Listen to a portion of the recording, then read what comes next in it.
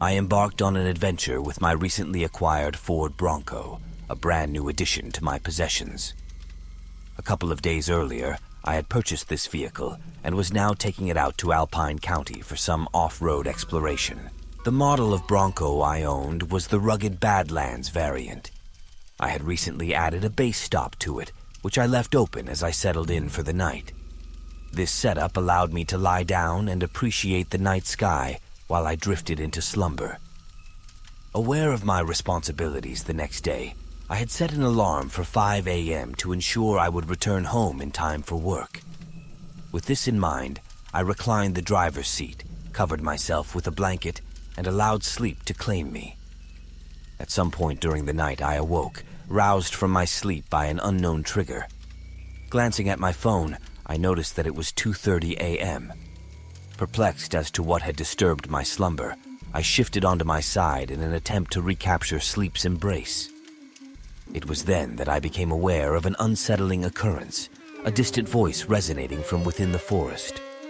The quality of the voice was deeply disconcerting, as it didn't resemble ordinary conversation or simple calls. Straining my ears to catch the nuances of the sound, it became evident that this was the collective chant of a group of men. The eeriness of the situation prompted beads of cold sweat to form on my skin. It's important to stress just how remote my location was, deep within the wilderness. No hiking trails or accommodations were nearby. The presence of a group of hikers seemed implausible. I sat in the darkness, hoping that whatever was causing the strange chorus would fade away. Instead, the voices grew stronger, forming an unison of sound that distinctly emanated from a group of at least 5, if not more, men. Their chanting continued relentlessly, drawing closer until it appeared they were now within the same parking area.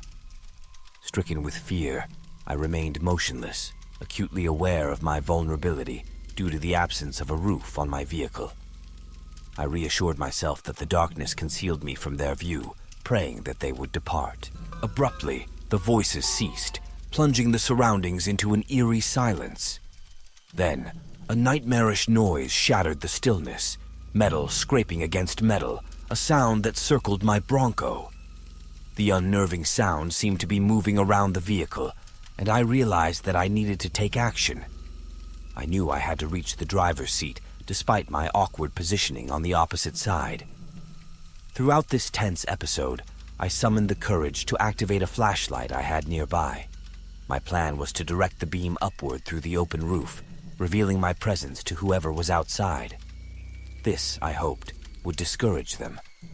With trembling fingers, I poised my finger over the flashlight's button and began counting down from 10. As I reached 1, I activated the flashlight, only to be greeted by a sight that froze my blood, an individual with a white hood peering over the edge of my roof. The intensity of my scream could have resonated for miles as I desperately lunged for the driver's seat. With the engine roaring to life and the flashlight's beam illuminating the scene, I was confronted by a shocking tableau. Numerous figures, perhaps a dozen or more, garbed in white robes and hoods, encircled the parking area. Adrenaline surged as I slammed the Bronco into gear, narrowly avoiding colliding with one of them as I sped away from the site. Navigating the dirt roads at top speed, I pushed the Bronco to its limits. Thankfully, no pursuit followed me, and I eventually found my way to a paved road. A few miles later, I pulled into another parking area, seeking a moment to regain my composure. Exiting the vehicle, I inspected the Bronco's exterior, discovering scratch marks that encircled it. The marks appeared as if a blunt object, like a knife, had been drawn across the vehicle's perimeter, leaving behind a trail of evidence. Finally locating a motel for the night, I hoped to find solace in sleep. However, sleep remained elusive, haunted by the unsettling events of the night. The following day, I reported the incident to the Forest Service, but my account was met with indifference. In retrospect, it was a night dominated by fear and mystery, one that I would not soon forget. The genesis of this complex narrative takes us back to my formative years as a teenager. Yet here I stand, firmly entrenched in my late 20s, and I should clarify that I identify as female. this multifaceted tale's inception can be traced to a seemingly innocuous juncture in my life, a time that has now slipped into the distant past. However, it was only around 2 years ago that this incident resurfaced from the recesses of my memory, rekindling its significance. In the intervening span of roughly 2 years, a series of events unfolded, compelling me to reevaluate that fleeting exchange from my youth. It all unfurled when I was a mere 13 years old. My mother and I embarked on a new chapter, returning to live with my grandmother. My uncle was already a resident in this shared space, and alongside him dwelled his friend, a guest with a time-bound stay. Though the exact purpose of his presence eluded me, I was aware of his occupancy. During those initial days after our relocation, my uncle took it upon himself to engage me in a conversation, the implications of which would linger long after our talk. This discourse revolved around his friend. My uncle expressed concern about my interactions with him, explicitly stating his preference for me not to be left alone with this individual. He stressed that if ever such a situation arose, I should make it a point to contact him immediately. Notably, not long after our initial move, my uncle proceeded to evict his friend from our shared dwelling. In the naivety of my teenage years, this exchange bore minimal weight, fading into obscurity over time. Fast forward to the present, approximately 2 years ago, when the sudden and unexpected demise of my uncle cast a shadow of sorrow over my life. Strangely, following his passing, his friend re-entered the orbit of my grandmother's life. It seemed, to some extent, that my grandmother sought solace in this companionship as a surrogate for the void left by my uncle. Initially, interactions with this individual appeared to be innocuous, lacking in any discernible disquiet. However, with the passage of subsequent visits, a palpable unease began to pervade my encounters with him, an indescribable discomfort for which I struggled to account. And then, as if by an act of providence, the conversation with my uncle resurfaced in my consciousness. In my quest to bury these memories, I endeavored to dismiss the conversation as an artifact of my distant past, having little relevance to my present circumstances. This friend of my uncle, it should be noted, is a married man with a wife of admirable qualities. I held on to the hope that the passage of time might have transformed his disposition. Yet, he persisted in weaving a web of insipid humor, each strand bearing no semblance of wit, but ostensibly harmless. He'd jest about my shared office snacks, feigning offense at not receiving his fair share. While these jibes initially struck an odd chord, my family's proclivity for such remarks led me to overlook them. His commentary about my attire, however, began to raise my discomfort to a different octave. From speculating on my motives for dressing up to making remarks about fending off unwanted attention, the contours of his humor grew increasingly unsettling. In response, I sought refuge within the confines of my room, seeking solace in isolation. Yet, the ebb and flow of life conspired to bring us together, his presence becoming an unavoidable fixture during my return from work or unexpected visits. Adding to this already intricate tapestry is my engagement to a man residing in a distant land. This engagement burgeoned from a profound connection forged during my sojourn in his locale. Beyond the emotional resonance, practicality underscored our decision, as this locale promised economic viability and safety for our shared future. Despite these monumental developments, my discomfort restrained me from divulging any information to my uncle's friend. Unbeknownst to me, my grandmother shared my life's details with this individual, enabling him to pry into my personal affairs. Consequently, he probed into my intentions and the rationale behind my imminent relocation. With every mention of my fiancée as a driving factor, he'd parry with a remark laced with condescension, insinuating that my choices were monolithically motivated by romantic pursuits. This pattern of behavior, disconcertingly predictable, baffled me. As his comments persisted, I defaulted to my refuge within my room, repeatedly assuring myself that my apprehensions were unfounded.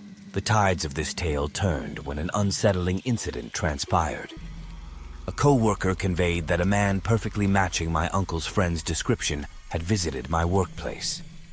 Astonishingly, he possessed intricate knowledge about me, my appearance, my dwelling, and my impending journey abroad.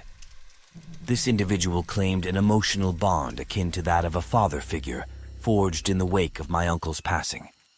His words struck a discordant chord, amplifying the discomfort that had been brewing within me. Given our limited interactions, his profound affinity felt incongruous, bordering on invasive. His fixation on my forthcoming journey emerged as a central motif. He engaged in protracted conversations about it, professing disbelief at the viability of love that transcends geographical boundaries. Instead, he advocated for me to remain in the present milieu, seeking companionship within my immediate vicinity. His aversion to my aspirations and my engagement to my fiancée became increasingly apparent. Interestingly, I had refrained from revealing my workplace to him. However, the labyrinth of information sharing within my family tree suggested that my grandmother had paved the way for this intrusion into my life. This revelation compounded my apprehension. Matters reached a crescendo when he materialized at my workplace, conversing extensively with my co-workers about my life choices and aspirations. In the face of these accumulating discomforts, I find myself yearning for an escape, a departure from this stifling environment, from the constraints of this abode, and from the overwhelming presence of this individual. The prospect of a clean break, a fresh start far removed from this intricate web, beckons me with a sense of hope and liberation.